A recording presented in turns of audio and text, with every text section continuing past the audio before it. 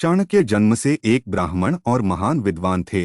पाटलिपुत्र पटना में जन्मे उनका मूल नाम विष्णुगुप्त था। अपने पिता के नाम चाणक्य के बाद उन्हें चाणक्य कहा जाता था।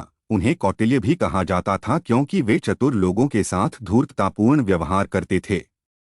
बचपन से ही उन्हें पढ़ाई में बहुत रुचि थी। वह अपने पिता से बहुत प्यार करते थे और उनका सम्मान करते थे, जो उनके शिक्षक भी थे। उनके पिता प्रधानमंत्री शक्तार के मित्र थे। शक्तार क्रूर राजा धननंद के विरुद्ध गया। इस प्रकार उसे क्रूर राजा ने गिरफ्तार कर लिया। चाणक्य अपने मित्र का साथ देने के लिए आगे बढ़ा। उन्हें राजद्रोही घोषित कर दिया गया।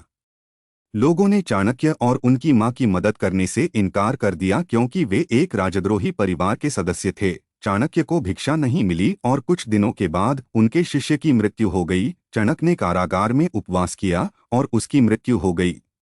फिर चाणक्य ने धीरे धीरे मगध छोड़ दिया और तक्षशिला के विश्व प्रसिद्ध विश्वविद्यालय में अध्ययन करने के लिए तक्षशिला चले गए। वहां उन्होंने राजनीति, कूटनीति, दंडनीति और अर्थशास्त्र में महारत हासिल की। पढ़ाई पूरी करने के बाद उन्होंने उसी विश्वविद्यालय में पढ़ाना शुरू कर दिया। एक बार वह पाटलिपुत्र लौटे और धनानंद द्वारा अपमानित किया गया। उन्हें मौर्य वंश का चंद्रगुप्त नाम का एक लड़का मिला। उन्हें उनमें शासक बनने की अपार संभावनाएं दिखीं। उनमें नेतृत्व के नैसर्गिक गुण थे। चाणक्य उन्हें तक्षशिला ले गए और प्रशिक्षित किया।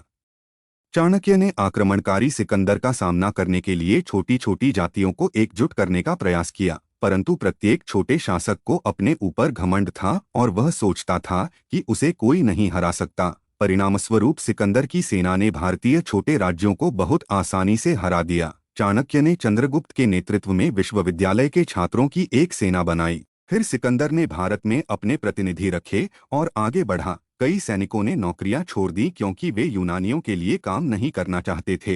ये सैनिक चंद्रगुप्त की सेना में शामिल थे। चंद्रगुप्त ने चाणक्य के मार्गदर्शन में यूनानियों को आसानी से हरा दिया। वह केवल यूनानियों पर आक्रमण करता था, भारतीयों पर नहीं। परिणामस्वरूप भारतीय सैनिक उसकी सेना में शामिल होने लगे।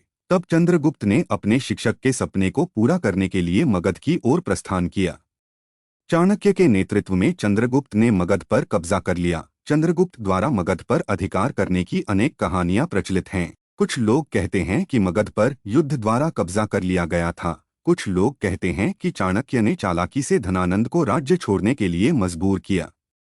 चाणक्य को इतना बुद्धिमान इसलिए माना जाता है क्योंकि वह अखंड भारत का सपना देखने वाले पहले व्यक्ति थे। वह भारत को एक करने में काफी हद तक सफल रहे। वे भारत माता के महान प्रेमी थे। उन्होंने इतिहास दिखाया कि एक शिक्षक में एक राजा से भी अधिक शक्ति होती है और अगर वह ठान ले तो उसे कोई नहीं रोक सकता। उन्होंने दिखा दिया कि एक शिक्षक में इतनी शक्ति होती है कि वह किसी देश राज्य का नियम बदल सकता है।